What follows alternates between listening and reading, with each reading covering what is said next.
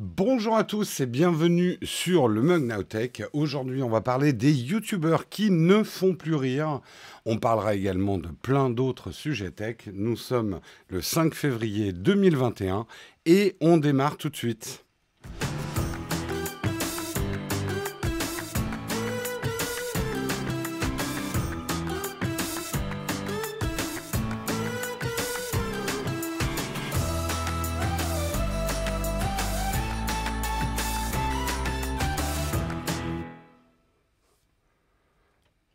J'espère que vous allez bien. Un petit peu de retard ce matin. Aucun problème technique. Simplement, je suis arrivé en retard au bureau. Voilà. Et comme pour lancer tout ce bousin, bah, il faut quand même allez, 10 à 15 minutes entre les réseaux sociaux, lancer OBS et tout. Bah voilà, je suis en retard. Fouettez-moi, allez-y. C'est inadmissible, 5 minutes de retard.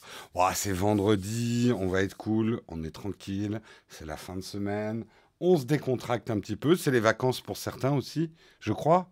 On est rentré en vacances scolaires, non, pour certains. Il y en a qui sont en vacances. Merci Cyril Boucher pour ton Prime, 8e mois d'abonnement.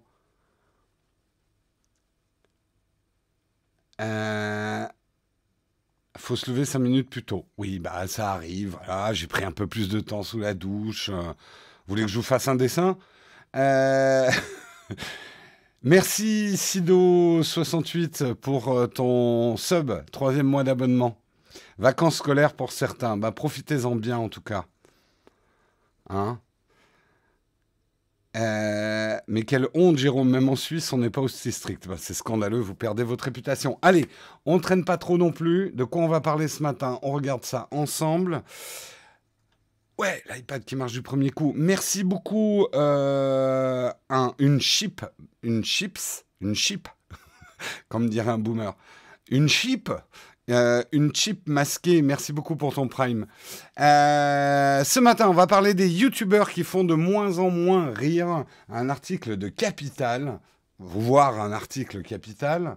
On va parler également de Microsoft qui lance Microsoft Viva. J'ai pas très bien compris ce que c'était, mais vous allez m'aider.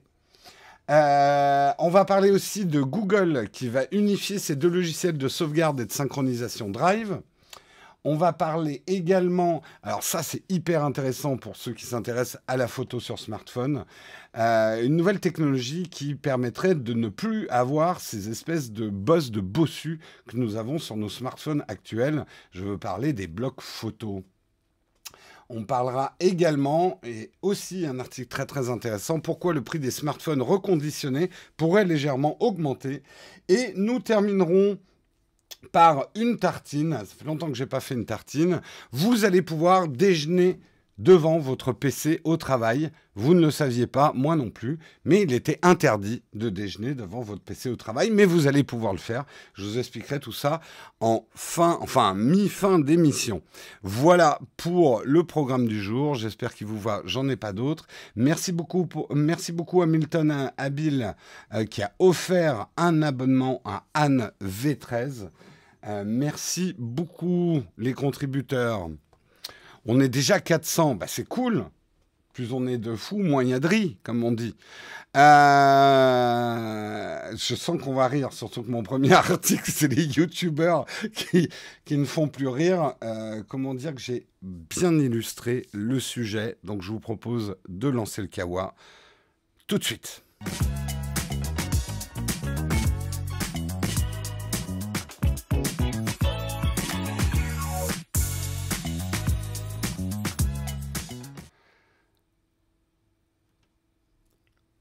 Et Hamilton Habil qui régale ce matin, il a offert un abonnement aussi à Tinkle FR. Merci à toi, Hamilton Habil. Super la vidéo sur les Philips Hue. Oui, pour ceux qui ne sont pas au courant, on a 2 vidéos qui sont sorties cette semaine sur la chaîne principale. La première, c'est peut-on avoir confiance en Facebook? Et la deuxième, c'est une deuxième vidéo qu'on a fait effectivement sur les Philips Hue, où je vous explique un petit peu comment je les ai installés chez moi. Nous sommes dans le train de la hype, c'est magnifique, mais quel vendredi matin. Merci beaucoup, Madame Poney. Oh, Madame Poney. J'aime beaucoup vos pseudos. Qui s'est abonné avec son Prime. Merci à toi. Nous sommes dans le level 3 du train de la hype. Montez tous à bord. Tchou tchou. Oh mon Dieu. Bon, premier article. Restons sérieux, c'est un article de Capital. Hein, on va pas rigoler. On va parler des youtubeurs qui font de moins en moins rire. Vous pourriez vous dire, et ça paraît logique, en année de pandémie, télétravail, on est chez soi, on se fait chier. Les youtubeurs ont dû cartonner cette année. Le nombre de vues a dû exploser.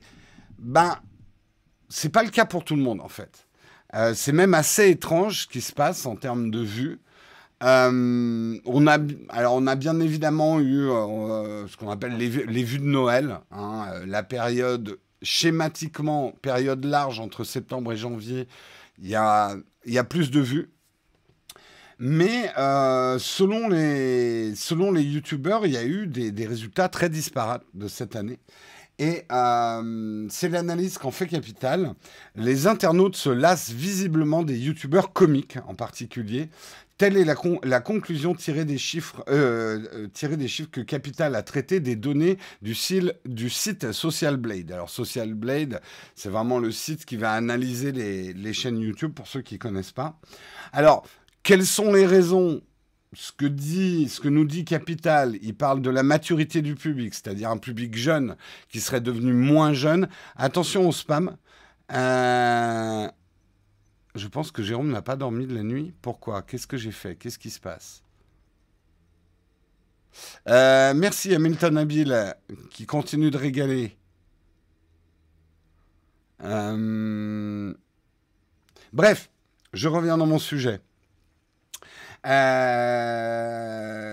Est-ce que c'est effectivement un public très jeune ? On le sait, hein, une grosse part d'audience de ces youtubeurs comiques, c'était des moins de 13 ans. Est-ce que leur public, effectivement, a grandi ? Et c'est logique, hein, ils sont là depuis plus de 10 ans. Et est-ce que, justement, ce public commence à se détourner de ses amours d'enfance ? Est-ce qu'il y a une lassitude des youtubeurs vis-à-vis des youtubeurs?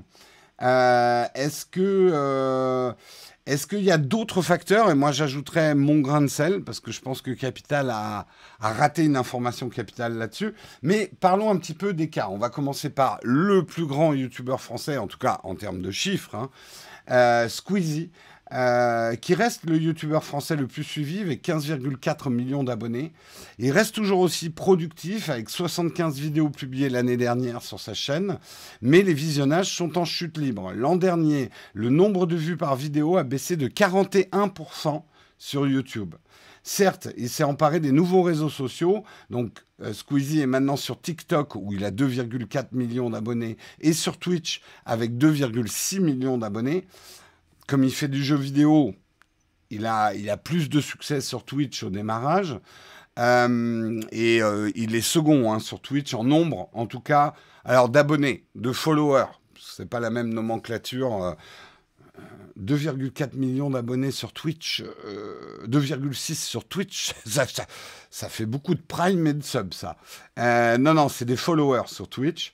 Mais cela ne parvient pas à compenser. L'an dernier, il a engrangé 46 millions de vues sur Twitch, 70 millions sur TikTok, alors qu'il en a perdu 561 millions de vues sur YouTube.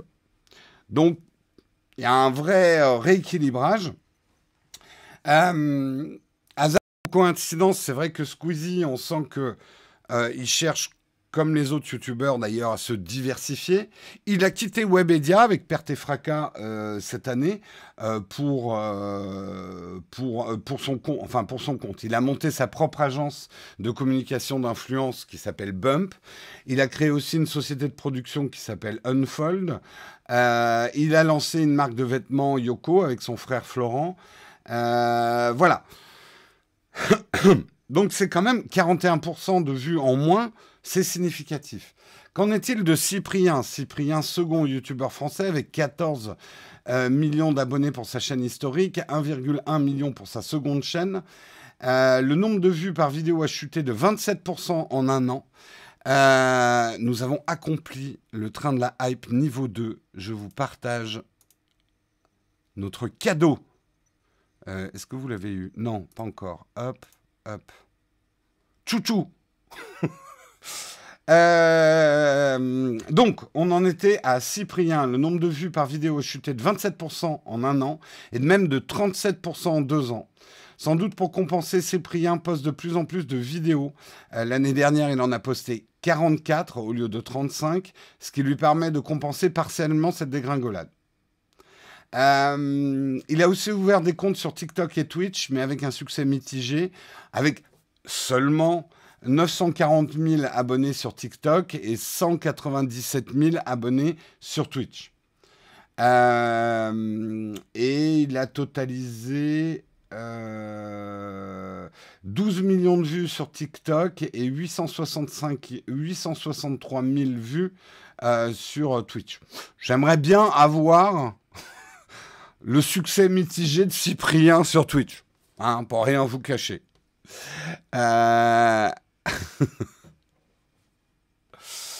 Alors, Cyprien également se diversifie, hein, il a lancé un studio de développement de jeux vidéo, le studio La Gamerie, et lui est resté chez Webedia. Parlons du cas Norman. Norman, solidement ancré à la 3e place des youtubeurs français avec 12,2 millions d'abonnés. Il n'a publié que 18 vidéos l'an dernier, contre 12, donc il a augmenté un petit peu ses vidéos, parce qu'il n'en avait publié que 12 l'année précédente. Alors, résultat, les vidéos de Norman sont plus regardées. Comme il en fait moins, il fait des plus gros scores de vues sur ses vidéos. 12,3 millions de vues par vidéo lissée l'année dernière. C'est toutefois 2 fois moins que l'année précédente. Donc, dégringolade aussi.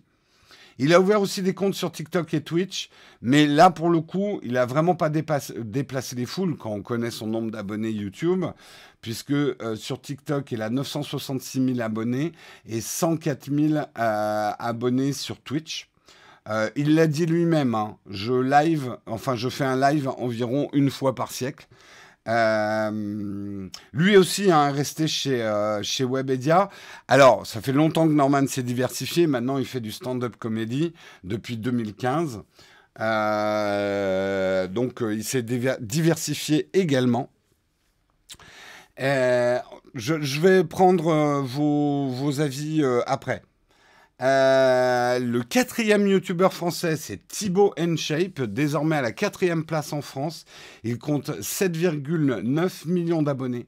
Véritable stakhanoviste, il publie une centaine de vidéos par an, hein, donc c'est du volume, hein, Thibaut InShape.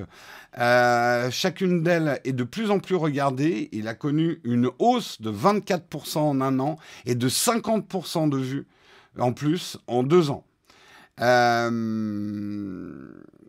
Lui, alors Thibaut InShape, il s'est rapidement, entre guillemets, diversifié. Il a sa société. Il vend des t-shirts, des compléments alimentaires, du matériel sportif, des programmes d'entraînement. Il a aussi ouvert une salle de sport, publié un livre et participé contre rémunération à plusieurs campagnes de communication gouvernementale. Il est précurseur aussi dans la vente de vidéos personnalisées. Comment elle s'appelle, l'app qu'ils ont sortie là aux États-Unis qui permet de faire ça? Oh, Cameo, voilà. Cameo, le principe, c'est que voilà, pour l'anniversaire de quelqu'un, vous voulez une vidéo personnalisée d'un influenceur. Vous lui demandez, il la fait payer et comme ça, vous avez un cadeau. Ça en a choqué beaucoup parce qu'on n'a pas l'habitude en France. Aux États-Unis, ça passe plutôt bien, hein. Cameo marche plutôt bien. Moi, je sais, et d'ailleurs, si jamais il y en a qui écoutent ce matin, j'ai reçu beaucoup de demandes de faire des vidéos personnalisées. Je les ferai pas gratuitement. Non, non, c'est pas ça. J'ai pas le temps. J'ai pas le temps. En fait, le problème, au-delà du temps, parce que, bon, quand je dis beaucoup m'ont demandé, une dizaine de personnes m'ont demandé des vidéos personnalisées pour souhaiter des anniversaires, des trucs comme ça. Le problème, c'est que je me sens pas de m'inscrire à Cameo et de les faire payantes. Et si je commence à en faire gratuitement, tout le monde va m'en demander. Et ça, je le dis d'une manière générale, et je m'en excuse, mais c'est comme ça que ça marche, hein. Il y a des choses que je peux pas faire pour certaines personnes. Il y a des gens qui me disent, est-ce que tu peux mettre en avant ma vidéo? Est-ce que tu peux mettre en avant mon site? C'est pas que j'ai pas envie de le faire. Mais si je commence à le faire pour une personne, il faut que je le fasse pour tout le monde. Et c'est normal. Si je commence à le faire pour quelqu'un, tout le monde va dire, bah tiens, Jérôme, mets ma vidéo en avant. Fais-moi ma vidéo d'anniversaire, etc. Et là, c'est juste pas possible, quoi. Merci, Victory, pour ton Prime, 3e mois d'abonnement. Merci beaucoup aussi, Benoît, GLS. J'ai probablement raté du monde. Ça veut pas dire, peut-être qu'un jour, s'il y a beaucoup de demandes, je me mettrai peut-être sur Cameo. Mais aujourd'hui, je pense pas avoir un niveau de notoriété. Est-ce que vous avez vraiment envie qu'un vieux pépé vienne souhaiter l'anniversaire? Voilà, OnlyFans, je pense pas qu'un effeuillage de ma personne vous intéresse particulièrement. J'ai des doutes.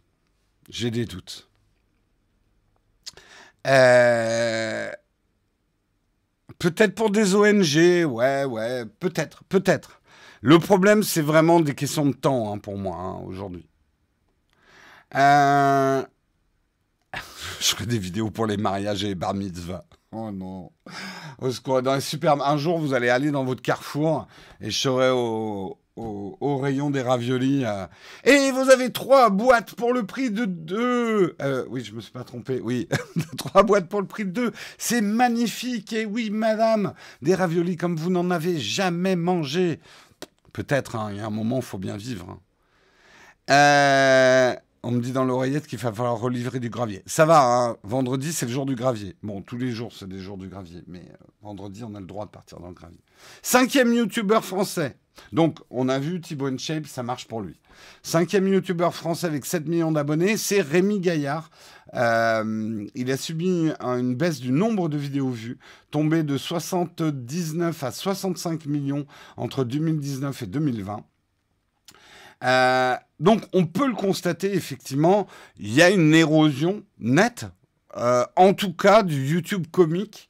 Le YouTube comique est, à part Thibaut InShape, quoique des fois c'est rigolo, à part Thibaut InShape, les 4 des 5 premières places en France sont tenues, et notons-le, par des hommes blancs comiques.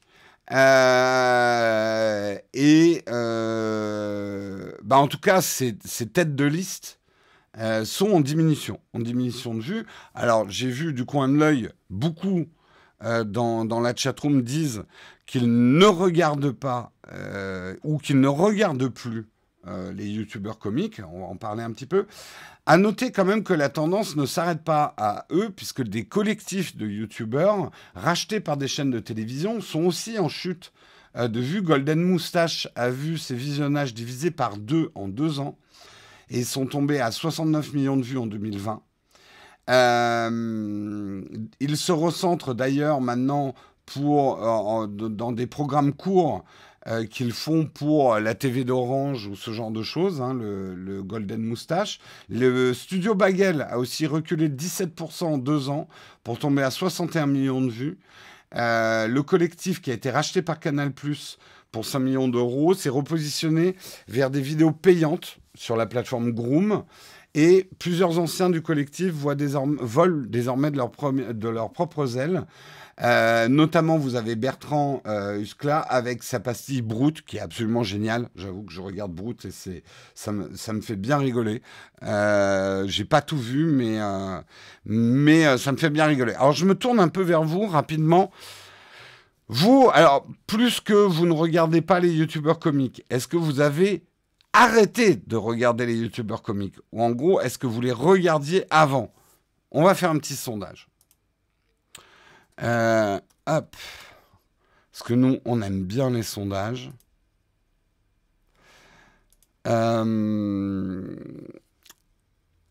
Avez-vous arrêté de regarder youtubeurs comiques? Je fais un truc simple. Oui. Non. Et comme on est dans le comique, voilà.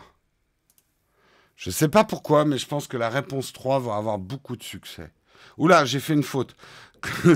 Les youtubeurs. Avez-vous arrêté de regarder les youtubeurs comiques? Oui. Alors, nous avons 53% pour le oui. Vous avez arrêté de regarder les youtubeurs comiques. Le non est à 17% et Pouette est à 33% avec 34 votants. Mais nette affirmation du oui qui est à 49. 50%, le oui vient de passer à 50%. Est-ce que le oui va se faire shorter par le Pouette? Là, j'imagine quelqu'un qui débarque sur le live. C'est qui est lui? Le oui va se faire shorter par le Pouette? Mais c'est quoi cette phrase? C'est pas la seule faute. Ouais, j'ai fait plein de fautes.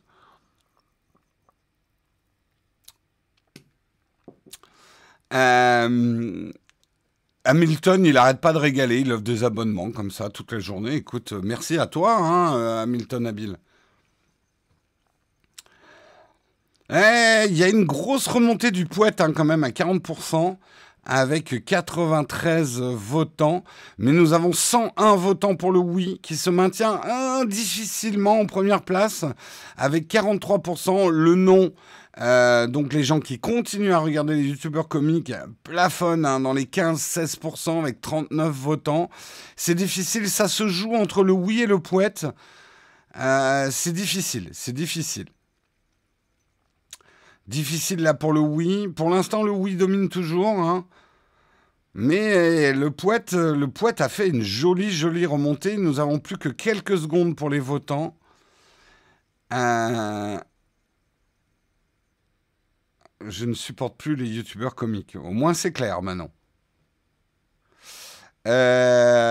Bon, on peut noter, c'est la fin du vote, on peut noter que le oui, vous avez arrêté de regarder les youtubeurs comiques, est à 43%, mais quand même, le Pouette est une tendance politique nette en France, avec un 41%, avec 109 votants quand même. Le Pouette, force avec laquelle il va falloir compter au deuxième tour, hein. C'est évident. Votez Pouette. Bref, vous avez compris, hein, j'essaye de prendre un créneau. Je me dis, les gens ont arrêté de regarder des jeunes youtubeurs comiques. Peut-être qu'il y a, je sais pas, il y a peut-être une petite tranche là pour du vieux youtubeur comique. Non? Ok, on me dit dans l'oreillette que non. Le Pouette, parti oligarchique, universel et transhumaniste, exactement. Hein? Ça dépend. Jérôme est-il un youtubeur comique? Certains disent que quand je teste un Android, c'est drôle. Donc, oui. Quel slogan, tout à fait. Ah non, me comparez pas à Bigard, s'il vous plaît. Ma génération a fait des trucs pas mal, mais pas Bigard. Non. Donc Bigard, il vieillit pas très bien, quoi. C'est des choses qui arrivent. Ça veut pas dire que je vieillis bien, hein, mais... Le Pouette de gauche et le Pouette de droite. Non, le Pouette est... Il est ni de gauche ni de droite. Le Pouette est le Pouette.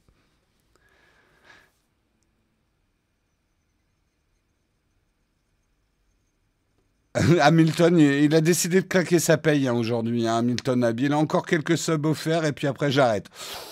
Écoute, tu fais ce que tu veux, hein. Allez, voilà un petit peu... mais c'est vraiment intéressant. Les vues de YouTube, parce que certains m'ont demandé, est-ce que les vues de YouTube baissent? On n'a pas encore les chiffres. Moi, ce que je pense, c'est la petite analyse quand même que je voulais apporter en dehors de mon Pouette.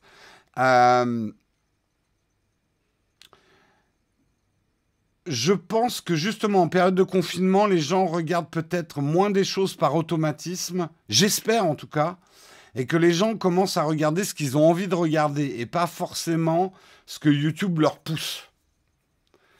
Donc c'est pour ça qu'ils ont peut-être moins regardé des programmes qui sont faciles à regarder. C'est pas une critique envers les youtubeurs comiques, mais c'est un truc qu'on choisit sans trop... Enfin, ouais, tiens... dure journée de boulot, là, je vais me mettre un truc pour rigoler, boum. Je cherche pas autre chose. Peut-être que les gens, peut-être, j'espère que les gens ont cherché peut-être des choses plus instructives, un peu plus niche, qui leur correspond un peu plus, et surtout un peu moins grand public. YouTube n'est pas la télé. La télé, du fait qu'elle est limitée à 24 heures de diffusion par jour, une chaîne a une limite de 24 heures de programme, elle est obligée, dans chaque case horaire, de mettre des programmes qui plaisent au plus grand nombre possible. La télé, par essence, est grand public, parce qu'elle doit plaire à un maximum de monde. Un des avantages de YouTube par rapport à la télé, c'est que si tu veux produire 2000 heures de programme par jour, il n'y a pas de problème. Tu n'as pas une contrainte de grille. Donc, tu peux produire du contenu beaucoup plus ciblé, beaucoup plus niche, et quand même avoir du succès. Puisqu'on le sait, faire beaucoup de vues sur YouTube, ça a un avantage, c'est que tu vas avoir beaucoup d'argent qui vient de la publicité directe de YouTube, mais ça ne va pas forcément t'aider à construire une communauté cohérente que tu vas pouvoir amener derrière sur d'autres business pour grossir ta société. J'expliquerai un petit peu plus ça dans des lives et dans des vidéos, mais et je pense qu'il y a également une chose qu'a raté Capital dans son article. Je pense que même si YouTube ne l'a pas fait de manière flagrante cette année, il commence à y avoir un tri chez YouTube entre le contenu pour enfants et le contenu pour adultes. Pour pas enfants, en fait. C'est-à-dire, les moins de 13 ans, c'est un contenu que YouTube va mettre de plus en plus de côté pour le protéger de plus en plus. Et en plus, c'est un contenu qui n'intéresse pas les publicitaires, parce que les gamins, ils n'ont pas d'argent. Ils font que claquer ceux de leurs parents. Et le problème des chaînes comiques, c'est que les chaînes comiques ont fait beaucoup de leur audience sur un public très très jeune. Et ça, j'invente rien. C'est même Cyprien ou Norman, on l'a vu, les premiers spectacles qu'ils ont fait en live, ils ont eux-mêmes été surpris de voir la jeunesse de leur public. Vraiment des enfants qui venaient avec leurs parents. Donc, c'est peut-être un phénomène à pas négliger, je pense. Ils ont oublié que McFly et Carlito explosent et d'autres. Et alors, ils sont pas... Là, je les ai pas dans le classement. Est-ce que je les ai dans... Alors, si, mais tiens, on va terminer avec ça. Est-ce que vous avez le tableau, là? Oui. Hit parade des youtubeurs français en millions d'abonnés. Donc, on a Squeezie, Cyprien... Ça commence en bas, hein, c'est à l'inverse. Squeezie, deuxième position Cyprien, troisième Norman, quatrième Thibaut InShape, cinquième Rémi Gaillard, Amixem est en sixième, McFly et Carlito sont en... On en était où? Ils sont en septième, Mr V huitième, Michou neuvième, Le Rire Jaune dixième, Natou onzième, Hugo Posé douzième, Seb 13e, Anas 14e, Cyril MP4 15e, Ibra TV 16e, Fast Good Cuisine 17e, Joyka en... J'en étais où? Ouais, après vous avez Joyka et l'atelier de Roxane. J'ai perdu le compte. Merci beaucoup, L'Aude 69. Voilà, vous avez d'autres chiffres, hein, nombre de vidéos vues. Là, on a Squeezie, Cyprien, Norman, Thibaut InShape. Voilà. Bah, ils ne collent plus à leur public. Le truc, c'est que c'est normal que ton public vieillit.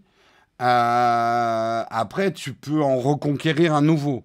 Non seulement ils ont peut-être perdu leur vieux public, mais ils n'ont pas réussi à convaincre peut-être des nouveaux enfants qui arrivaient sur la plateforme YouTube, quoi.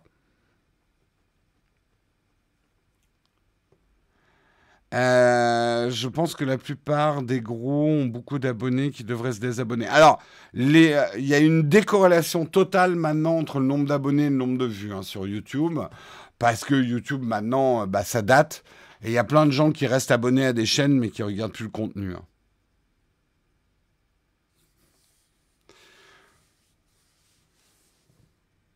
Au niveau des youtubeurs tech, tu connais les chiffres?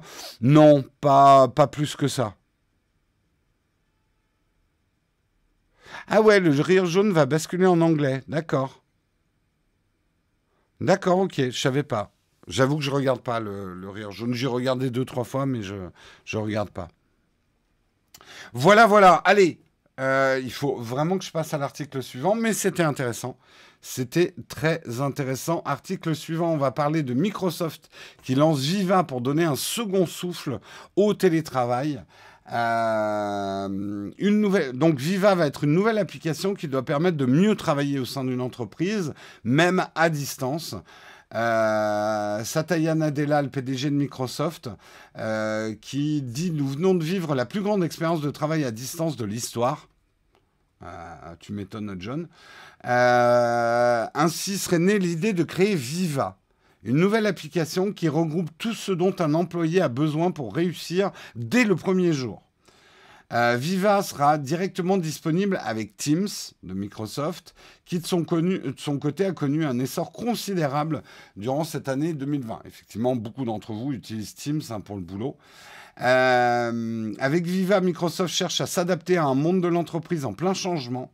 Si les lieux et les heures de travail changent, Microsoft veut être un acteur majeur de ce changement en soutenant la culture de l'entreprise, l'apprentissage et le bien-être des employés. Trois thèmes qui résument le credo de cette nouvelle application Viva. Donc on a une pub, on va la découvrir ensemble, parce que je ne l'ai même pas encore regardé. Qu'est-ce que nous dit Viva? Alors j'espère que tout... Parce qu'on ne peut pas avoir le son. Ok, on a un mec qui joue au foot. D'accord. Co-capitaine de l'équipe de foot féminine US. Donc c'est sur le travail d'équipe, manifestement. Ça ne nous dit pas grand-chose sur le produit, si ce n'est qu'on comprend qu'on va pouvoir travailler de partout. Génial. On est toujours en contact. Que ça va permettre de marquer des buts. Alors, Microsoft Viva, quelle tronche ça va avoir? C'est pas très clair. Mais je pense que ça va être en fait une petite suite logicielle. J'ai quand même un descriptif en dessous, on va en parler. Ça va être un espèce de point de contact où tu pourras lancer ta suite Office, ton Teams, etc. C'est presque un environnement de travail virtuel, en fait, Viva. Voilà, on a retenu qu'on va pouvoir faire du foot au boulot. Hein. Vous avez une bonne analyse de la publicité, hein, aussi bonne que moi. Non, en gros, le premier outil offert par Microsoft au sein de Viva, c'est Connexion. Connexion qui permettra de donner à l'entreprise un lieu de rendez-vous pour accéder à toutes les communications internes de l'entreprise. Viva Connexion sera lié de très très près à Microsoft Teams et sera disponible en avant-première au cours du premier trimestre de 2021. Deuxième outil développé par les ingénieurs de Microsoft au sein de Viva, ça va s'appeler Insight. Ce dernier permettra d'avoir des informations personnalisées afin que les dirigeants et les employés puissent avoir des retours concrets. Il est par exemple possible de voir ses performances et les évolutions de vos performances à travers le temps. Vous aurez un marqueur, mauvais travailleur, bon travailleur. Non, travailleur peu productif, travailleur productif. Avec un petit bâton qui vous tape si vous n'êtes pas productif. Non, je schématise, mais bon. Cet outil, selon Microsoft, doit également prévenir les employés qu'ils en font trop dans un souci de bien-être personnel. Tu travailles trop, Roger. Hein, calme-toi. Fais une pause. Prends un pastis. Non, va faire du sport. Va faire du sport, oui. Du côté des dirigeants, Insight va permettre de fliquer va permettre d'apporter des informations essentielles sur les performances de l'entreprise, mais également comment ces dernières seront mieux réparties. Là encore, dans un objectif de maximiser la performance, bien évidemment, tout en prenant soin de la santé mentale des employés en compte. Hein, Roger? Alors, ça te fait quoi de faire du vélo, du vélo d'appartement au lieu de boire un pastis le soir? Non, je me moque. C'est pas gentil ce que je dis. Merci beaucoup, le bûcheron MTB, pour ton sub. J'utilise déjà Insight, c'est surtout pratique car il gère automatiquement les périodes focus où Team passe par ne pas déranger et ton calendrier est bloqué. Non, mais voilà, je me moque, mais il y a certainement des trucs très très utiles pour le travail. Hein? Roger, tu travailles trop, on va boire un verre de pastis. Hein, le management de Jérôme, management de comptoir. Nous, on n'a pas de cantine d'entreprise chez Naotech. Par contre, on a un bar d'entreprise. C'est essentiel. C'est essentiel dans le management de nos journées. Merci Marc MD pour ton prime. Mais on n'avait pas la place pour la cantine. Mais on a des cahuètes. Hein. On a des cahuètes, donc c'est bon, ça rattrape. Alléluia, j'ai trouvé le bouton Prime. Bravo à toi, Marc. Bravo. C'est une récompense quand tu trouves comment faire un Prime. Allez, amène la poire. Mettre le bien-être avant les performances, c'est important. Deux nouvelles fonctionnalités vont faire leur arrivée avec Microsoft via Learning et via Topics. Tous deux sont pensés pour développer les connaissances des employés au sein d'une entreprise. Je pense que, alors sans le savoir, mais je pense que Topics c'est un peu un wiki de l'entreprise, notamment pour les nouveaux arrivants. Et Learnings, j'aurais dit Learnings, non, il y a peut-être une faute de fripe. Ce serait pas Viva Learnings plutôt? Learnings, je ne sais pas ce que c'est. Merci beaucoup Serge Lodz pour ton Prime, 5e mois d'abonnement. Merci beaucoup à toi.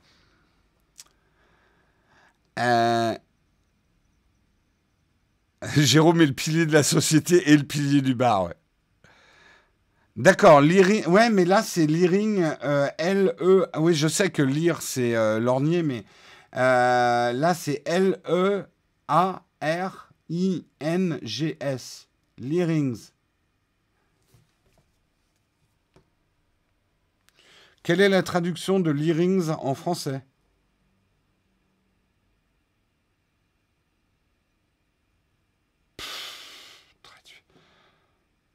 Lyrisme. Lyrisme, peut-être. Oui, les fautes de frappe, j'appelle ça des fautes de fripe. C'est mes petites blagues mignonnes que je fais depuis que je suis en 6e. Depuis que j'étais en 6e. Oh là là. Oh là là là là là là. Non, je n'avais pas de calva dans mon café ce matin. Promis. Je pense que c'est Viva Learnings. Bref, en tout cas, difficile de savoir aujourd'hui si le modèle de télétravail va encore plus se démocratiser qu'il n'est pour l'instant, ou si le modèle plus classique métro boulot dodo va reprendre le pas sur le quotidien quand on sera sorti de cette merdasse. Je pense qu'on apprend beaucoup. Là, vous le savez, hein, vous avez écouté Castex hier. C'est pas bien. On télétravaille plus assez. J'en parlais ce matin avec Marion. Elle est 100% en télétravail depuis plusieurs mois. Elle commence à en avoir marre. Je pense que c'est le cas de beaucoup d'entre vous. Elle est vraiment bien dans une semaine mixte. Voilà. Elle aimerait bien aller 2-3 fois par semaine au bureau et le reste du temps et elle a vraiment trouvé de gros avantages à être en télétravail. Moi, ce que je disais, le télétravail, ça sera bien de garder ça et si ça se termine, tout ça. Mais je pense qu'il faudra une organisation très souple. Dans le sens où si on commence à avoir des jours figés de télétravail et des jours de présentiel qui sont figés, moi, en tout cas, ça ne me conviendrait pas. Par exemple, quand je suis dans un long tunnel de boulot, où je ne dois pas être dérangé, par exemple l'écriture d'une vidéo, je peux très bien faire ça en télétravail. Et même, ça m'aide à me concentrer, d'être loin de l'atelier, voilà, de m'enfermer dans ma bulle. Je coupe le téléphone, je coupe les notifs et boum, je tombe le truc. Il me faut 5-6 heures pour de la bonne écriture. Je m'enferme, quoi. Ça, il n'y a pas de problème. Après, c'est évident que tout ce qui est interaction pour organiser le travail, c'est beaucoup moins évident en télétravail. Hein. Toi, ça fait 14 ans que tu es en full télétravail. Merci. J'arrive plus à suivre hein, les primes ce matin. Merci à tous. Hein. Tifoniuk, merci beaucoup pour ton prime.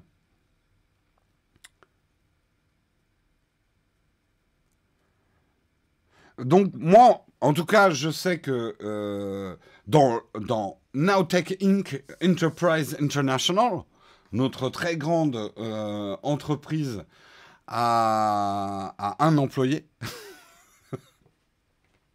Karina, parce que moi, je suis même pas employé par ma propre entreprise. Euh, Nous prenons cette décision. Enfin, moi, en tout cas, je laisse le choix. Enfin, je laisserai le choix. Surtout, j'assouplirai pour que... Si à la limite, Karina me dit, putain, là, on a une énorme vidéo, j'ai des heures et des heures de montage cette semaine, Jérôme, je reste chez moi, et que ça désorganise pas le boulot, ouais, vas-y. Si par contre, on a une semaine de tournage, non, pas télétravail, quoi. Donc j'espère, en tout cas, merci beaucoup Mylène pour ton prime. J'espère qu'il n'y aura pas une espèce de loi à la con qui va imposer des jours de télétravail et rendre le truc rigide. Je sais, on est en retard, mais je voudrais quand même parler de ça. Je suis suffisamment vieux pour avoir connu une loi qui existait avant les 35 heures et qui permettait une réduction du temps de travail. Je ne sais plus comment elle s'appelait, cette loi, mais je sais que mon entreprise avait opté pour la réduction du temps de travail bien avant les 35 heures, mais c'était une organisation souple. En fait, on s'était organisé avec cette réduction du temps de travail. Ils sont arrivés ensuite les 35 heures. Et ben, quand on a pu s'organiser entre nous, ça marchait très bien. Quand les 35 heures sont arrivées, ça a été un bordel monstre, mais monstrueux. En gros, moi, j'en ai retiré un enseignement pour moi. Philosophiquement, la réduction du temps de travail, pourquoi pas? C'est pas une mauvaise idée économique. Mais l'application de la réduction du temps de travail qui sclérose les entreprises en leur imposant des règles qui ne sont pas adaptées à la productivité, aux manières de produire de certaines entreprises, pour moi, ça a tué la bonne idée, quoi. Voilà.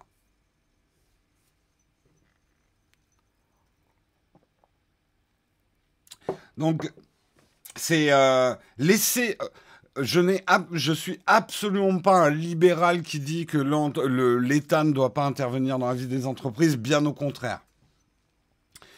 Mais laisser les entreprises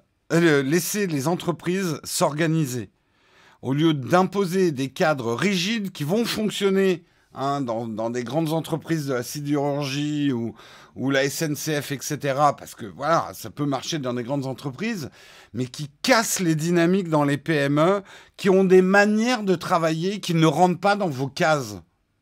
Messieurs les fonctionnaires, moi, si je veux travailler, je réclame mon droit. Si j'ai envie de travailler, ou parce que j'ai la possibilité de travailler entre 10 heures du soir et 2 heures du matin, laissez-moi faire. Merde. Et vraiment, hein, c'est un truc, c'était la loi Aubry, non, il y avait un autre nom. La loi de réduction du temps de travail avant les 35 heures, avant que les 35 heures arrivent. Je ne sais plus comment ça s'appelait.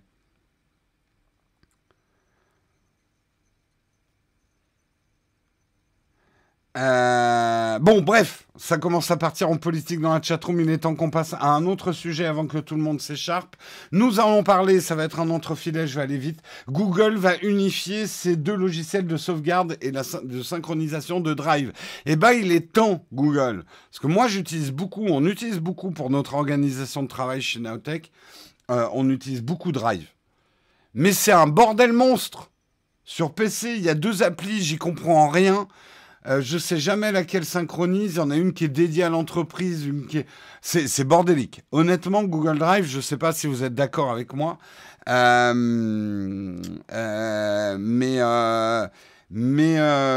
c'est un vrai bordel Google Drive actuellement, quoi. On ne comprend pas ce qu'on doit synchroniser, ce qui n'est pas synchronisé. Sur PC, il y a 2 applis, on ne sait jamais laquelle on doit installer. C'est le bordel. Eh bien, ils vont tout regrouper et c'est bien. La première pierre a été posée avec la version 45 de Drive File Stream, qui s'appelle désormais Drive pour ordinateur. Ça, sur PC, j'y comprenais rien. T'as un truc, c'est Drive File Stream. T'as un autre truc, c'est synchronisation et sauvegarde. Voilà, sauvegarde et synchronisation et Drive File Stream pour l'entreprise. C'est bordélique. Voilà, moi, je veux juste mon Google Drive. Point.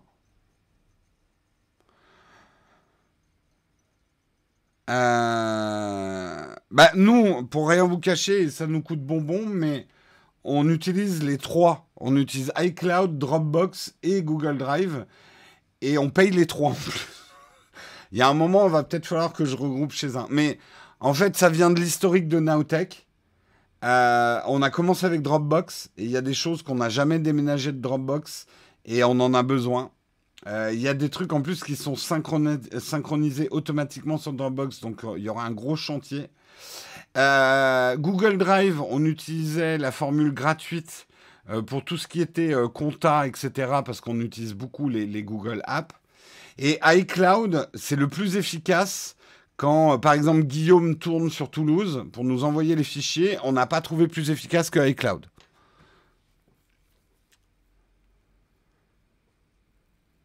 Un NAS ne résoudrait pas tous nos problèmes, puisque oui, il faudrait se faire un. Le problème, c'est qu'on utilise des apps qui ont besoin de synchroniser avec des solutions de cloud qui existent. J'avais mon cloud personnel avec le NAS, mais le problème, c'est que ça marchait avec très peu de choses. Donc, c'était pas intéressant.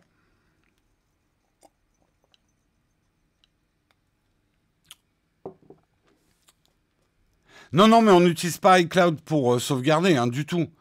On utilise iCloud pour faire transiter des fichiers entre Toulouse et Paris, par exemple.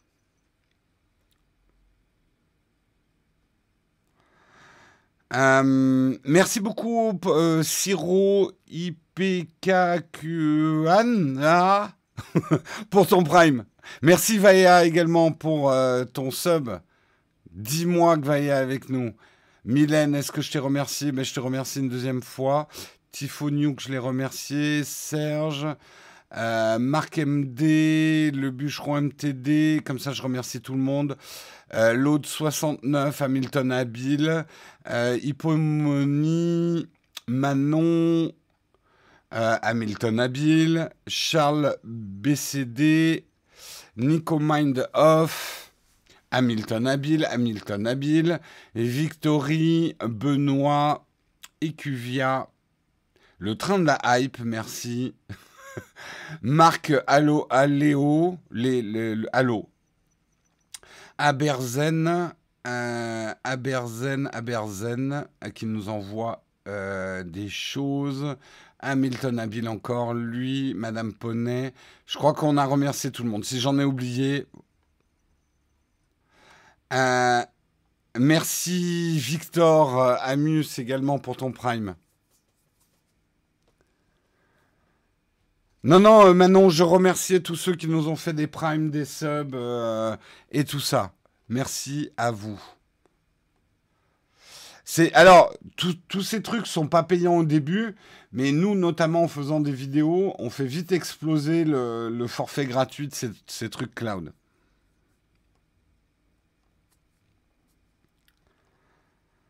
D'ailleurs, oui, Guillaume le dit parce qu'on a des problèmes même avec iCloud. Si quelqu'un connaît un service pour transférer des fichiers plus gros que 100 gigas, on cherche. Parce qu'on a des fichiers plus gros que 100 gigas, ouais. Oui, transfert, je sais pas. Peut-être la formule payante, ouais.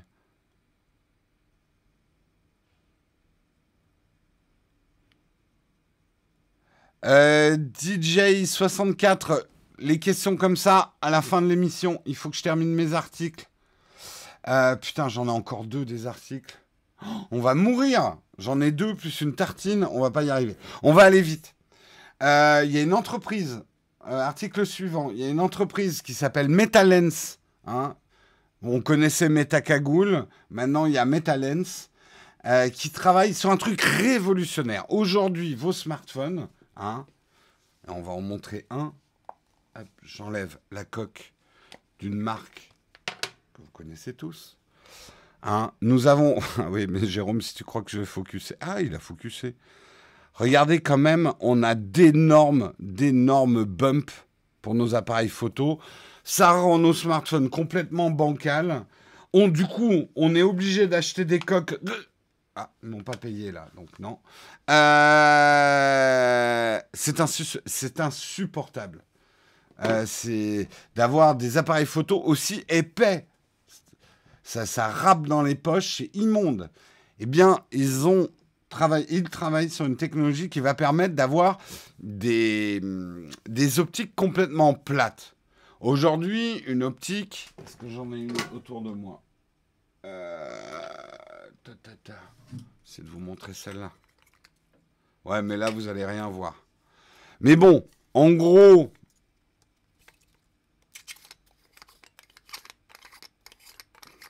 La physique optique fait que allez, vas-y, fais un autofocus. Fais-moi pas honte. Vas-y, focus. Ouais. Une optique, elle est bombée. Selon, d'ailleurs, sa longueur focale, elle est plus ou moins bombée. Et qui dit bombée, dit prendre la place. Je parle pas de la ville indienne. Donc, une lentille doit être bombée. On va peut-être pas faire un cours sur la physique optique, mais voilà, c'est bombé. Eh bien, ils travaillent sur la capacité de faire une lentille complètement plate, et grâce à des nanostructures qui vont ralentir la lumière plus on s'approche des bords. Je ne sais pas comment on ralentit la lumière, mais ça se fait avec des nanostructures. Et ben, ça va simuler en fait le bombage d'une optique. Donc, ça permettra de faire des optiques plates, mais qui auront des longueurs focales. On pourra faire du grand angle, mais plat. Et ça va faire gagner beaucoup de place dans les smartphones, notamment. Ça va permettre de faire des smartphones beaucoup plus plats. Vous avez remarqué, notamment si vous avez vu le S21 cette année, le bloc photo, il est quand même super épais. Bah, ça, on ne peut pas le rendre plus plat parce que y a la physique optique. On a besoin de maintenir un certain écart entre le sandwich optique, qui est fait de lentilles. C'est pas un sandwich aux lentilles. Me donnez pas faim. Ah, quoi qu'un sandwich aux lentilles, c'est pas bon. Mais un objectif, c'est plusieurs lentilles dans une formule optique qui doit avoir un certain écart avec le capteur qui est en dessous. Et ça, c'est incompressible aujourd'hui. Donc, on pourrait gagner de la place en trouvant des objectifs, des lentilles plates. Eh ben, ils sont au point. Ils disent qu'ils vont faire les... fin de l'année, ils vont lancer la première industrialisation pour une marque qu'ils ne peuvent pas citer.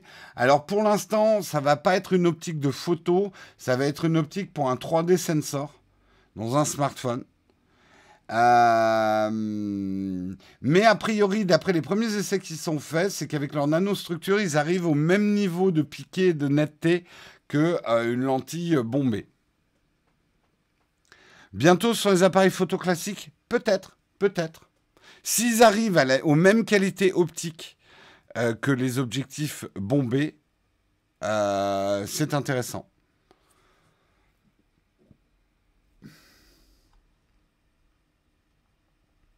On a dit moins de youtubeurs comiques, Jérôme, fais attention. Non, mais j'essaye de rentrer dans le créneau, en fait.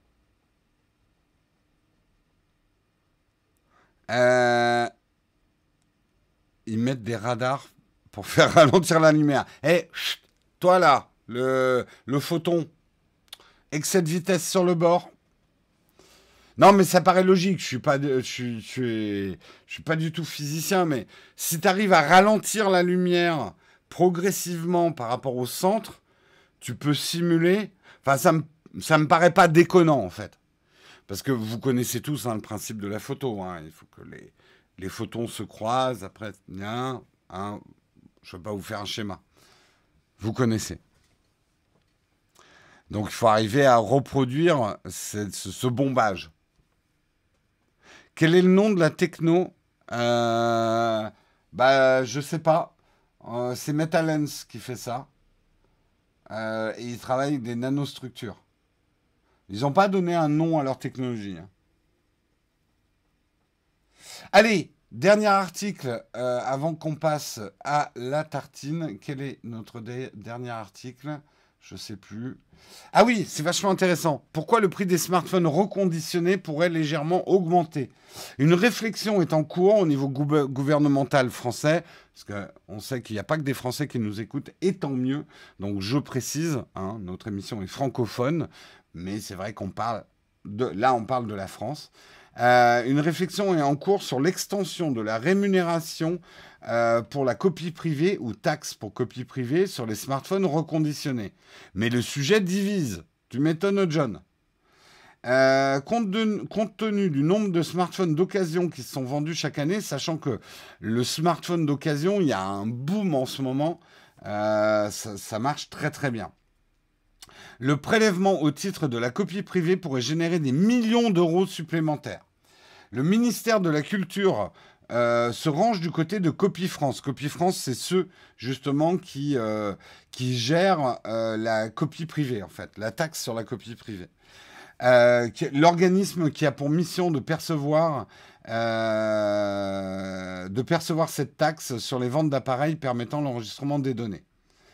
Le ministère de l'écologie et le secrétariat d'État au numérique, eux, ils disent non, il ne faut pas taxer les smartphones d'occasion. Alors, le marché de l'occasion est effectivement un marché naissant, une filière naissante et fragile, où les marges pour l'instant sont très faibles. Une taxation menacerait les emplois du secteur et en outre aboutirait à retaxer des produits qui ont déjà été taxés une première fois.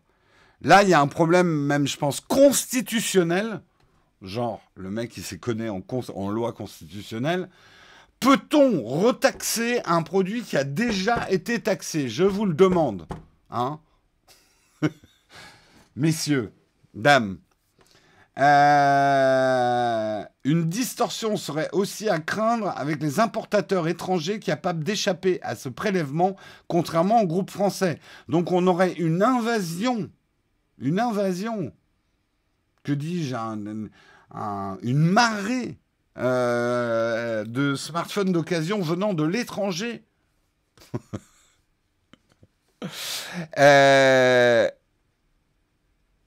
Scandale copie privée, c'est quand même des ordures.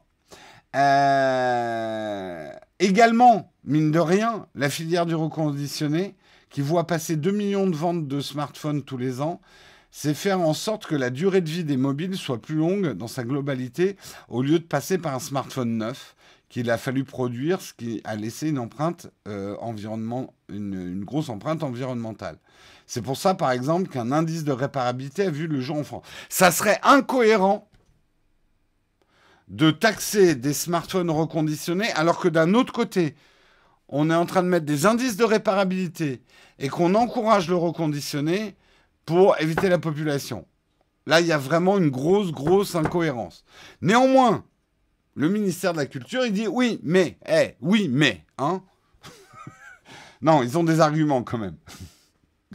Le ministère de la Culture et Copie France dit que d'abord, le service culturel est lourdement éprouvé par la crise, hein, ça on veut bien les croire, et que l'exonération des appareils reconditionnés est injustifiée, car l'usage en matière de stockage et de duplication d'œuvres est similaire à un appareil neuf. C'est pas déconnant, leur défense. Ils disent d'abord, on a besoin de sous parce que la culture va très mal en France, et que quelqu'un ait un smartphone neuf ou un smartphone reconditionné, il l'utilise pareil. Il regarde des films, il écoute de la musique, il regarde des vidéos. Donc pourquoi la copie sur la vie privée ne s'appliquerait qu'à du matériel neuf? Je vous le demande, monsieur, madame. Je fais très bien hein, les deux parties du débat. Hein. Parce que je vois dans la chatroom, de toute façon, dès qu'on dit une taxe en France, c'est encore une taxe. Mais en même temps, si je vous dis la culture, elle dégringole, on va perdre nos artistes, oh, mais il faut leur donner des sous aux artistes. Ça va plus du tout, on peut pas se permettre de perdre notre culture française. Oui, mais comment on les finance? Je veux pas le savoir, c'est pas mon problème. Tu te démerdes, gouvernement, démerde-toi. Je veux pas de taxes, mais je veux pas qu'on perde les artistes. Démerde-toi. Je trouve quelque chose, c'est ton boulot. Voilà.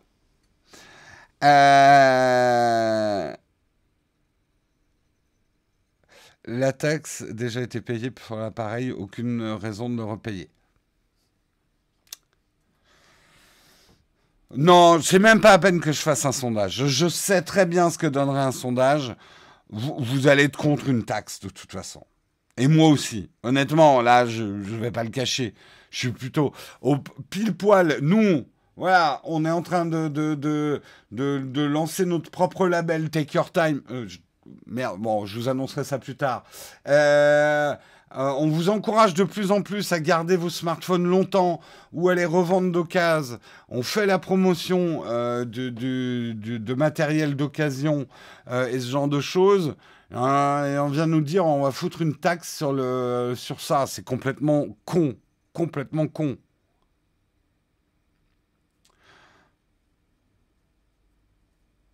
Je vais appeler Jean Castex. Tout à fait. Je te laisse faire, Camille.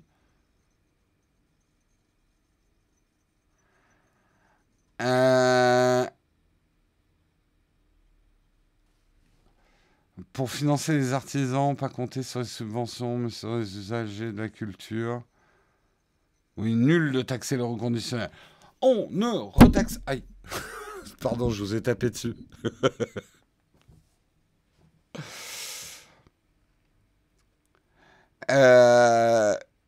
Non, mais je suis d'accord, c'est contre-productif. Après, je suis le premier à vouloir qu'on défende le tissu artistique français, surtout en cette période qui est dévastatrice pour la culture. Hein. Mais je pense que là, c'est une mauvaise idée. Une très mauvaise idée et complètement incohérente. Ça n'a pas de sens. Ça n'a pas de sens, pour reprendre une expression qu'on utilise beaucoup aujourd'hui, et certainement à raison, ça n'a pas de sens. C'est la fin des articles. On va pouvoir passer à la tartine. Je pense que le cornfax, ça va être difficile là de rentrer, de terminer à 9h30. On va essayer quand même. On va passer à la tartine, mais avant de passer à la tartine, on va parler de notre sponsor. Notre sponsor en ce moment, c'est vous. Parce que nous n'avons pas de sponsor en ce moment. Donc nous avons besoin de vous, les contributeurs. Ce matin, vous avez été formidables, on a eu plein de primes, et vous devenez contributeurs, hein, ceux qui font des primes et des subs sur Twitch. Vous avez accès aux mêmes avantages que ceux qui nous aident sur Patreon, que ceux qui nous aident avec YouTube Member. Eh ben, on vous remercie de venir grandir cette famille des Nowtech contributeurs, de plus en plus grande, hein. Que j'ai le plaisir et l'honneur de recevoir en salon privé tous les jeudis soirs avec notre live privé, le jeudi contributeur, et qu'on retrouve également sur notre Discord, dans les salons privés réservés aux contributeurs de notre Discord. Vous l'aurez compris, je vous parle des deux avantages que vous aurez si vous devenez contributeur vous-même.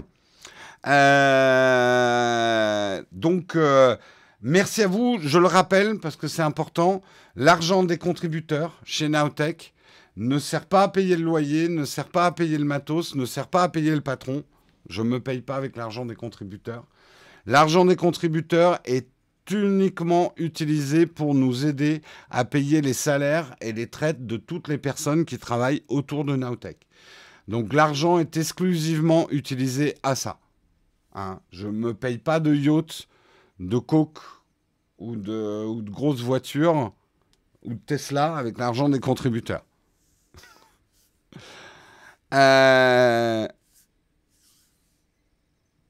Si vous saviez ce qui se dit dans le salon contributeur sur Discord, vous seriez tous sub. Merci de m'aider à faire de la pub. Ils achètent des micros quand Jérôme tape trop fort dessus. Non, si je pète le micro, eh ben on paye pas ça avec l'argent des contributeurs. C'est pas le boulot de l'argent des contributeurs. Allez, on va passer à la tartine et on terminera par les facs parce que j'ai l'impression que vous avez plein. Je pronostique une fin vers 9h40, hein, pas avant, on va avoir du mal. Allez, on passe tout de suite à la tartine.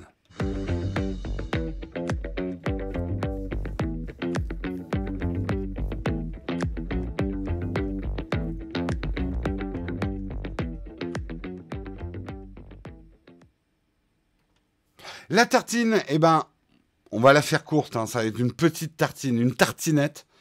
Vous allez pouvoir déjeuner devant votre PC au travail. Et vous ne le saviez probablement pas, mais il n'est pas autorisé de déjeuner devant son ordinateur. Que nous dit la loi? L'article R 4228-19 du Code du travail, hein, je vous invite à le lire. Il énonce en effet qu'il est interdit de laisser les travailleurs prendre leur repas dans les locaux affectés au travail, et notamment sur les bureaux où ils travaillent. Pour le dire autrement, il n'est normalement pas autorisé de déjeuner devant son PC ou son Mac. Le Mac est un PC, mais quand même. En tout cas, à son bureau. C'est ce que confirme le cabinet Océan Avocat. Le Code du travail contient des règles précises sur les lieux que l'employeur doit dédier à la restauration des salariés. Nous aussi, chez Nowtech, on restaure les salariés. Hein, le salarié un peu abîmé, hein, qui vieillit, les ravages du temps, eh ben on les restaure. On les restaure en respectant l'œuvre originale. Non, putain, Jérôme, il faut que t'arrêtes. J'essaye des blagues, c'est juste pathétique, quoi. Le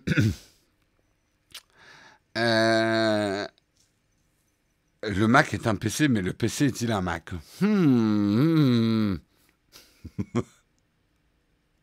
Bref, ce code du travail, normalement, vous interdit de manger devant votre ordinateur au bureau.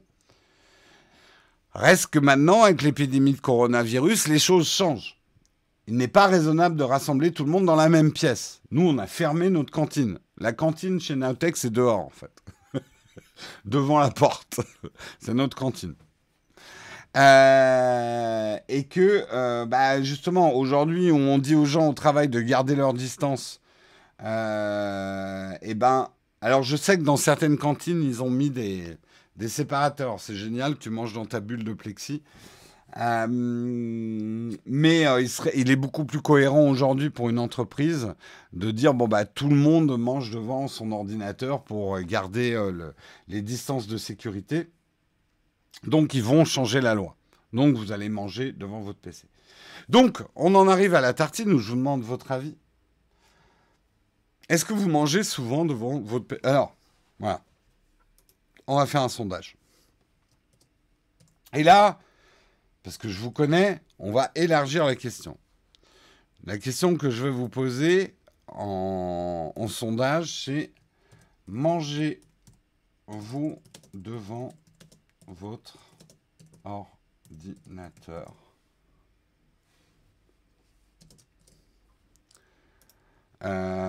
Jamais.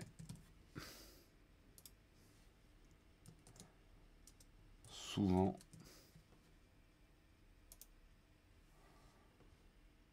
Tout le temps. Attends. Jamais. Parfois. Souvent. Et chaque repas. Je vous demande d'être honnête. Hein. Les sondages sont anonymes sur Nowtech. Nous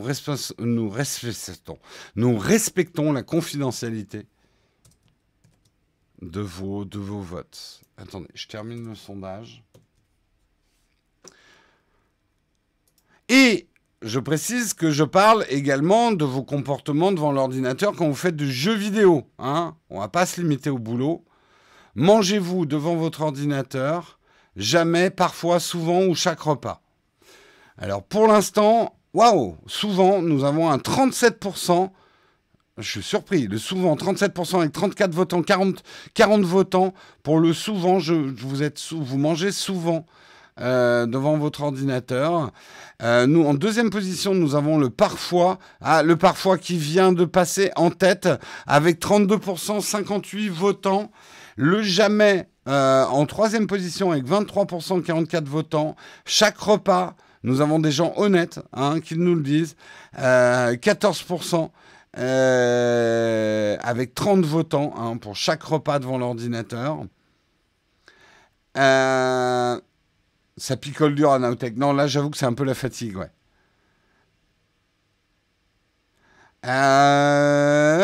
Allez, on est presque à la fin du vote. Je demande aux derniers votants. Tout le monde a le droit de s'exprimer. Le parfois est pour l'instant une courte tête avec 33%, 78 votants. Et le souvent, et c'est la grande surprise de ce sondage, le souvent est à 30% avec 72 votants. Le jamais est à 23% avec 55. Et à chaque repas est à 14%. Ça ne bouge plus avec 33 votants.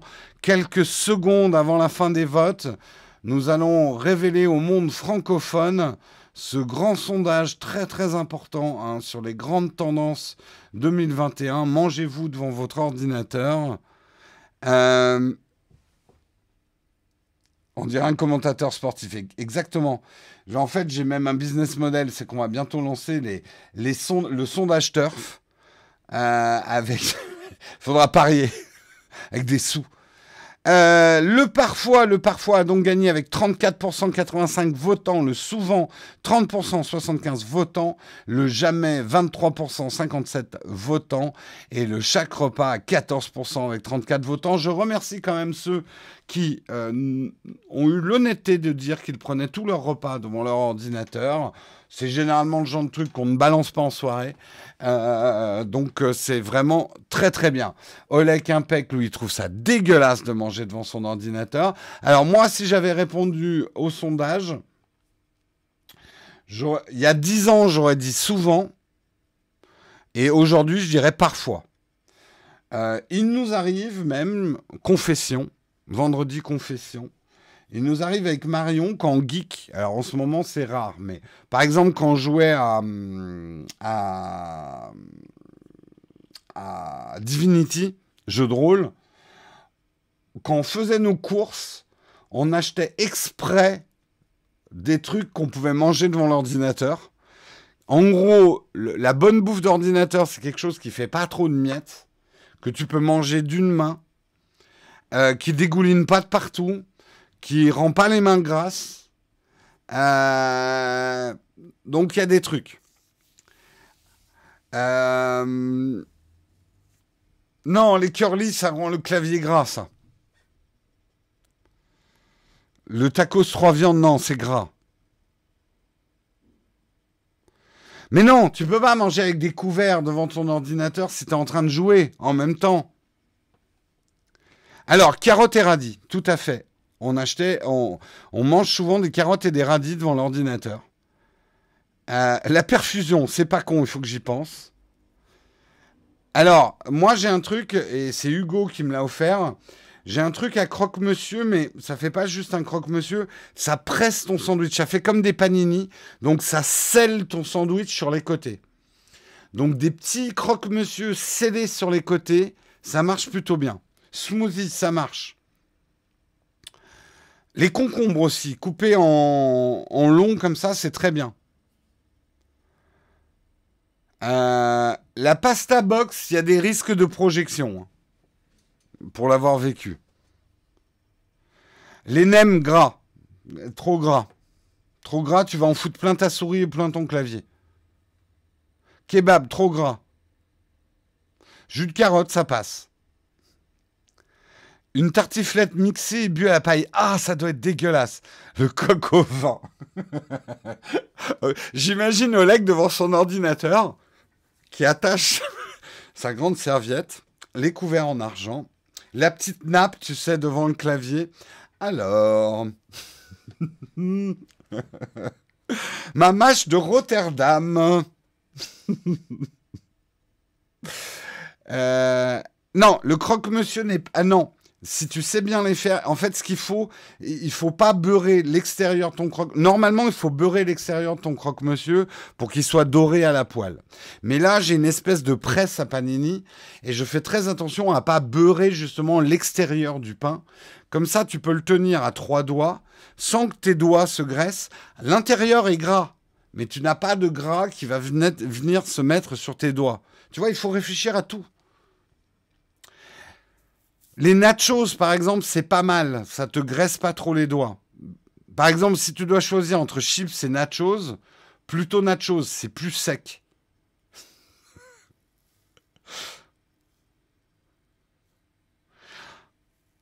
Une machine à raclette en USB. Oh, ça doit exister. Non, mais il faudrait que je vous montre comment je l'ai fait. J'ai travaillé beaucoup. C'est le choix du fromage pour pas que ça soit un fromage giclant ou trop coulant. Quand tu mords dans ton truc, ça fasse pas.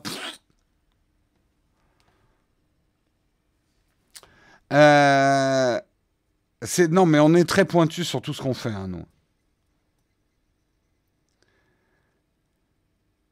Une assiette de riz cuisiné avec une grande cuillère, c'est top. Ouais, pourquoi pas.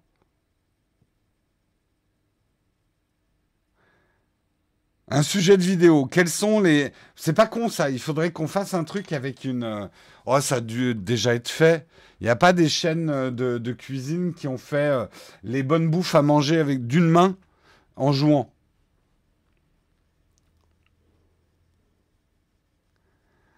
Euh, On passe du manger au bureau à choisir son fromage qui gicle pas. Eh, vous êtes chez Naotech, hein? Faut suivre.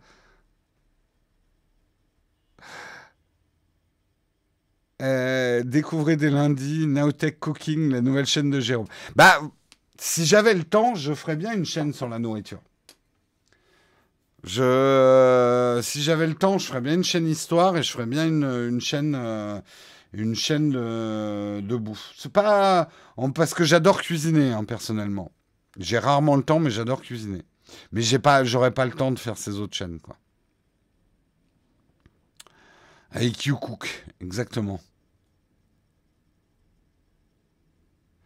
Alors, est-ce que je vous dévoile le meilleur fromage? En fait, le meilleur truc que j'ai trouvé pour ces croque-monsieur, et d'ailleurs qui donne le meilleur goût, vous faites un mélange avec des copeaux de parmesan, du cheddar, mais pas du cheddar de merde, hein, du vrai cheddar, et de lait d'âme. Vous mettez donc 3 couches de fromage. Mais après, coupez fin, hein. L'idée, c'est pas non plus de tuer votre cholestérol. Vous mélangez, mais notamment des copeaux de parmesan dans le croque-monsieur, c'est top. Surtout pas de béchamel, hein. Pas le croque-monsieur à la béchamel à l'ancienne mémé, hein. Là, moi, je vous parle d'un hack de... C'est pas un croque-monsieur, c'est une espèce ça fait une espèce de pocket chaude euh, avec- qui reste contenue à l'intérieur.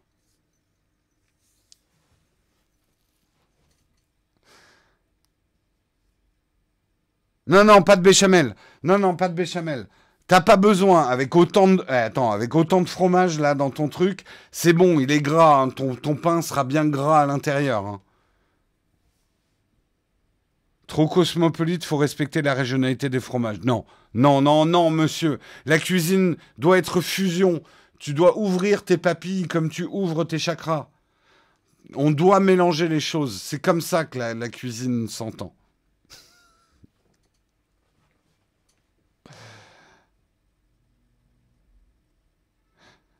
Merci, Mister.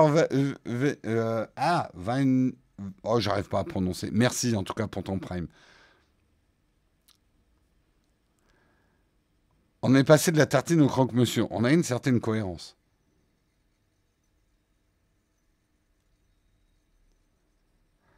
Ah non, le croque-madame. Alors, le croque-madame, j'adore le croque-madame. J'adore les croque-monsieur à la béchamel ou au beurre. Quand je mange à table. Là, je vous parle de cuisine à manger devant son clavier en jouant.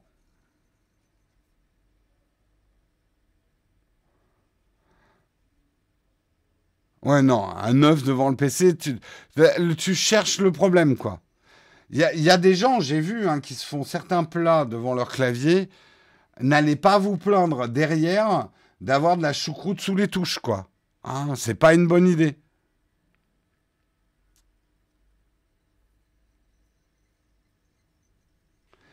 Ah, ça va, hein, on a parlé de carottes et de radis aussi, hein, donc vos artères vous disent merci. Les crêpes, oui, si tu sais bien sceller ta crêpe, hein.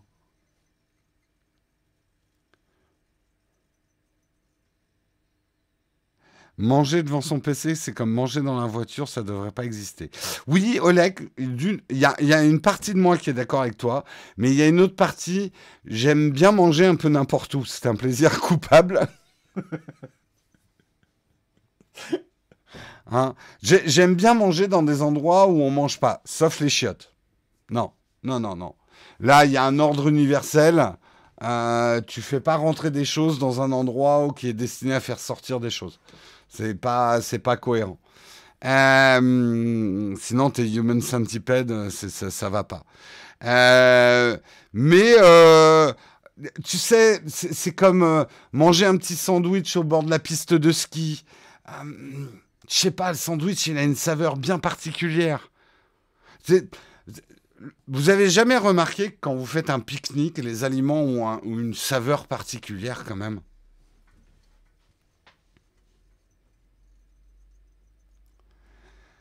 Euh, Parler de manger en étant aux toilettes, c'est un peu le point Godwin de la dégueulasserie. Tout à fait. Mais j'ai peur de rien, moi.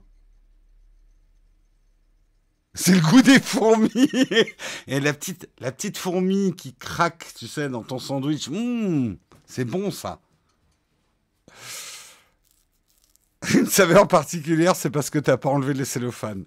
Alors, en plus, scientifiquement, je peux vous expliquer pourquoi il y a peut-être une saveur particulière à manger en plein air. En fait, le goût, ce n'est pas que l'aliment. C'est le mélange de l'oxygène et des aliments. C'est pour ça que le fromage râpé n'a pas le même goût que le même morceau de fromage qui n'est pas râpé.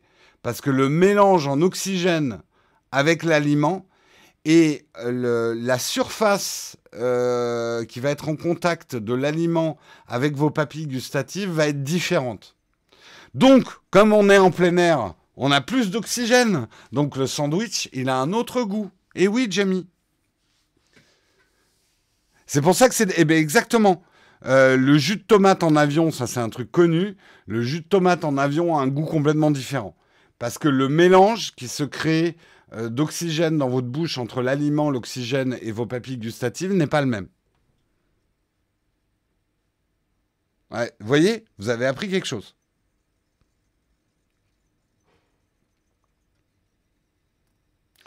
Le fait que tu aies ton sandwich des heures avant, ça doit être un impact aussi. Effectivement, il y a la fusion des aliments dans un sandwich. Ça, c'est le sujet d'une prochaine émission. Euh, Comment justement bien préparer un sandwich de pique-nique? Et ça, je vais vous donner un secret. Il faut épépiner. Il faut épépiner les tomates. Si vous mettez les tomates avec tout leur jus dans votre sandwich club pour le pique-nique, vous courez à la catastrophe. Vous aurez le sandwich humide à midi.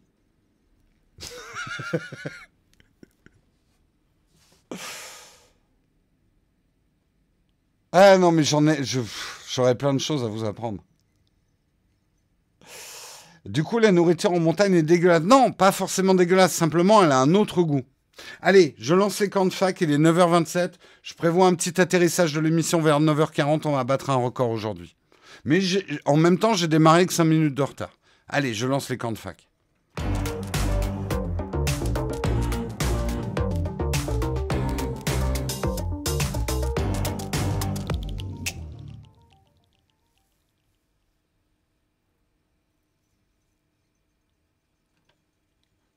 Alors, je ne comprends même pas qu'on me pose la question. Le lait, c'est avant ou après les céréales? Le lait après les céréales. Tout le reste, brûlez-les sur le bûcher. Je veux plus en entendre parler. Euh,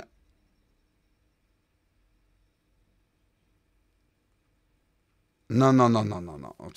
Sortez. Les gens qui mettent le lait avant, sortez.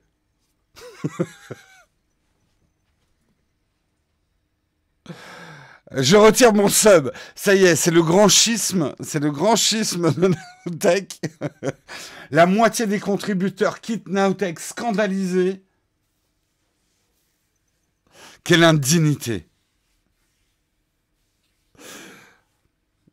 Bon, allez, on est dans les camps de fac. Justement, dans les camps de fac. Si vous avez des questions, je suis là pour vous répondre.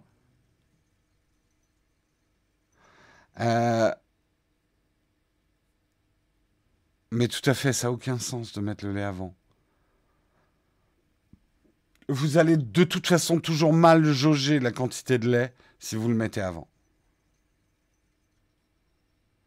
Fromage et vin blanc ou rouge? Rouge. Alors, ça se discute.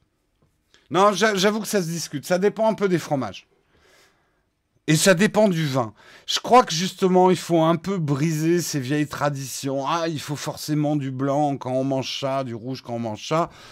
Moi, j'ai mangé des très bons poissons avec du vin rouge, du fromage blanc. Alors, ouais, quand c'est une raclette, c'est fromage blanc. Et puis non, quand le fromage est pas chaud. Je crois qu'il faut oser, faut changer, faut péter un peu les barrières, quoi. Et puis, n'oublions pas que chacun ses goûts. Moi, par exemple, il y a des vins blancs que j'adore, mais je suis quand même beaucoup plus rouge que blanc, quoi.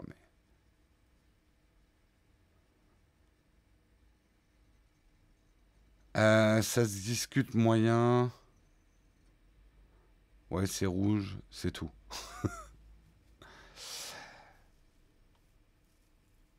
Les règles établies, en gros, savoir respecter. Bah, en fait, la cuisine, puisqu'on en est là, mais je pense que c'est des débats intéressants. La cuisine, pour moi, doit toujours être un mélange de tradition et d'innovation. Si on restait uniquement sur la cuisine traditionnelle, la gastronomie n'existerait pas. Il faut expérimenter. Et expérimenter, c'est prendre des risques et parfois de faire des trucs dégueulasses. La cuisine doit respecter des choses, mais doit aussi briser des codes. Et ce qu'on fait en cuisine, c'est ce qu'on doit faire dans la vie. Je pense. Enfin, en tout cas, moi, c'est comme ça. C'est très bien de maîtriser des recettes et de savoir faire des choses comme on les fait. Mais une fois qu'on sait faire les choses telles que la tradition ou l'expérience ou la technique nous dit de les faire, faut casser les règles. En photo, c'est pareil. J'arrête pas de vous le dire. Au début, apprenez les règles. La règle des tiers, machin et tout. Apprenez les règles. Quand vous les aurez maîtrisées, lâchez-vous. Oubliez les règles. Innovez. Vous allez rater beaucoup de photos. Vous allez faire des photos moches en faisant ça. Mais au bout d'un moment, vous allez faire vos photos.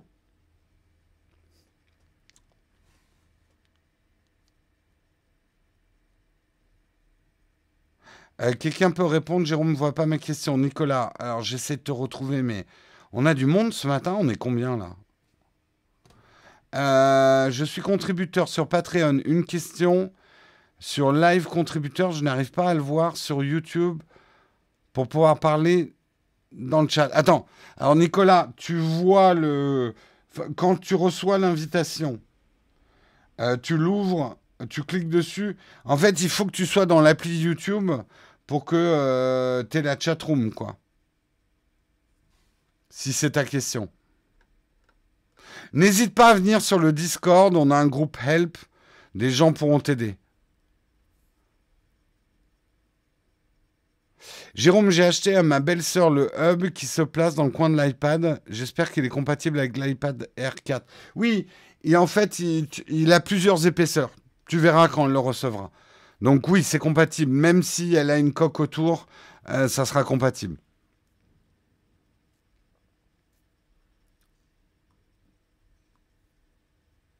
Ah oui, Bicris dit un truc intéressant, et c'est vrai. Il faut que tu aies une chaîne YouTube à ton nom pour pouvoir laisser des commentaires dans une chatroom. En fait, ouvrir une chaîne sur YouTube, c'est comme ouvrir son compte sur YouTube. Et si t'as pas de compte, tu peux pas participer. Ah tiens, Samuel Etienne vient de commencer sa matinale. Je vais peut-être pouvoir raider Samuel Etienne. Ou peut-être Flonflon qu'on a raté hier. Si les raids marchent. On va voir, on va voir.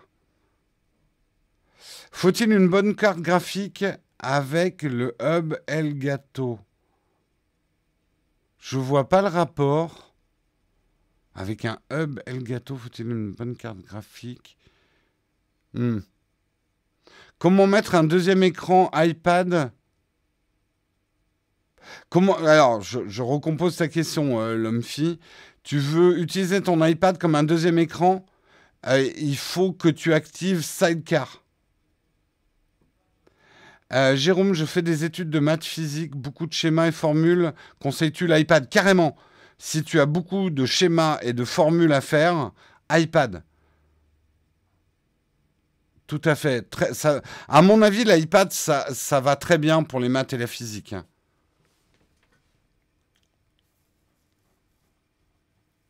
Une carte d'acquisition Elgato, est-ce qu'il faut une bonne carte graphique? Non. Enfin, pas mauvaise, mais ça va pas trop conditionner en fait. Ça va un peu conditionner la compression de ta vidéo si tu fais des lives, mais... Merci beaucoup Tofu Sauvage pour ton Prime, 9e mois d'abonnement. Ah, il n'y a pas de sidecar sur les Mac 2014. Alors regarde, il y a des applis qui permettent de faire ça, hein, sinon, sur des Mac plus anciens. iPad Pro ou Air? J'ai répondu dans mes vidéos. Va voir mes vidéos sur l'iPad. Si tu n'as toujours pas de réponse, viens me reposer la question. Sidecar, c'est une appli dans macOS qui permet de reconnaître l'iPad comme un deuxième écran.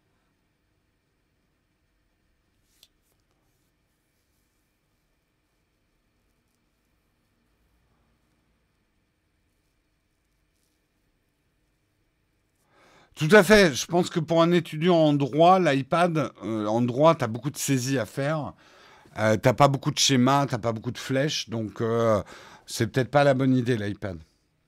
As-tu testé l'appli d'Elgato qui permet d'utiliser son smartphone comme webcam? Non, j'ai pas encore eu l'occasion.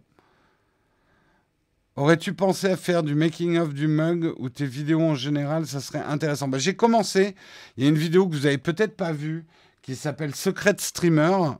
Pour l'instant, j'ai fait que le premier épisode où je parle justement des produits Elgato. Et je vais continuer cette série quand j'aurai le temps. Et ça va vous montrer en tout cas techniquement comment on fait nos lives. Et les produits que j'utilise.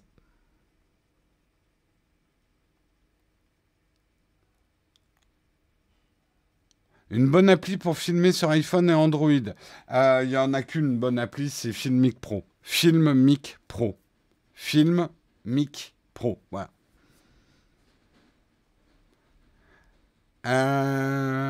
Tu peux passer à la poste, récupérer un colissimo? Ah non. Là, tu me parles d'un cauchemar quotidien, devoir aller à la poste. Xav, je vais essayer de trouver ta question. Désolé, hein, je peux pas. T'as vu, ça défile hein, pour moi. Hein. Mettez-vous un peu à ma place. C'est pas facile de répondre à tout le monde. Xav, je trouve pas ta... Attends, un petit live cooking le midi ou pendant le live du jeudi de temps en temps? Non, j'aurais pas le temps, si c'était ça ta question. Est-ce que ce hub pourrait aussi convenir au Samsung Tab? Non. Non, si, pardon, oui, il marcherait pour une Tab S7, tout à fait. Jérôme, pour étudiants, c'est mieux MacBook Air ou iPad Air? Ça dépend de tes études, Hamilton, c'est justement ce qu'on était en train de dire. En fait, je vais être très simple. Hein. Suivez-moi. Si dans tes études, tu as beaucoup de schémas à faire, beaucoup de flèches, beaucoup de choses où tu as besoin... Tu vois, un schéma, tu vas pas le faire avec un clavier, quoi. Des petits dessins, des petits grabouillis, ou relier des idées entre elles, tu seras plus heureux avec un iPad et un pencil. Si tu as beaucoup de saisies à faire dans tes études et peu de schémas, tu seras mieux avec un ordinateur. Voilà. Après, études de commerce, bah, ça dépend de ta manière de prendre des notes aussi. Moi, par exemple, dans mon métier, je fais quasiment que des schémas. j'ai finalement peu de texte à écrire, j'ai beaucoup de schémas à faire. Donc l'iPad me convient extrêmement bien.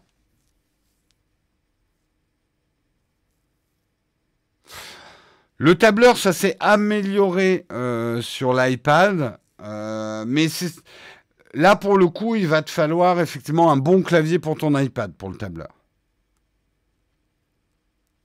Un réflexe ou hybride pour faire du stream. Bah, à la limite, un vieil appareil suffit pour faire du stream à partir du moment où il sort une image en HDMI. Donc, ça peut être une bonne idée de recycler ton réflexe en achetant un hybride, de recycler ton réflexe en caméra de stream. Bon, allez, il est 39, je vais devoir vous quitter. Non, j'ai pas encore testé les Philips Hue 1600 lumens. Je ne les ai pas encore testés. Je vous fais des gros bisous. Je vous souhaite un excellent week-end. Je vous rappelle qu'il y a 2 vidéos qui sont sorties cette semaine sur la chaîne principale. Je vous les invite à découvrir. Ce soir, avec Guillaume, normalement, on sera en live pour faire le débrief de la vidéo Facebook. Donc, si vous ne l'avez pas regardée, essayez de la regarder aujourd'hui. Peut-on faire confiance à Facebook? On sera avec Guillaume pour vous débriefer là-dessus, prendre vos questions et discuter avec vous de ça. Normalement, c'est ce soir. Et puis voilà, je crois que j'ai tout dit. On va raider quelqu'un. Qui est-ce qu'on raide? Je regarde rapidement. Ah mince, Flonflon, il n'est pas en live. Ou en tout cas, je ne le vois pas. Je crois pas.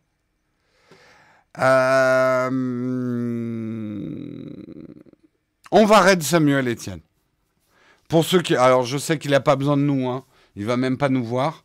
Mais quand même, moi, je suis content que Samuel Etienne soit là avec une matinale. Je pense que c'est en train de... C'est typiquement le genre de choses, Samuel Etienne, qui va sortir Twitch du tout jeu vidéo. Donc, je lance un raid. Je lance le générique de fin. Et je vous souhaite un excellent week-end.